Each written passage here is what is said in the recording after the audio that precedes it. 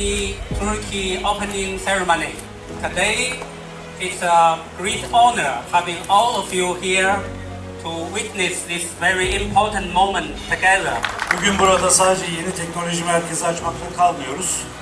Aynı zamanda sektördeki kararlılığımızın ve gelişim hedeflerimizin de bir göstergesini sizlerle paylaşıyoruz. İş ortaklığı içerisinde olduğumuz kardeş firmamız YIZUMI Holding ile Türkiye YIZUMI Teknoloji Merkezi'ni sizlerin huzurunda açıyor olmaktan çok mutluyuz.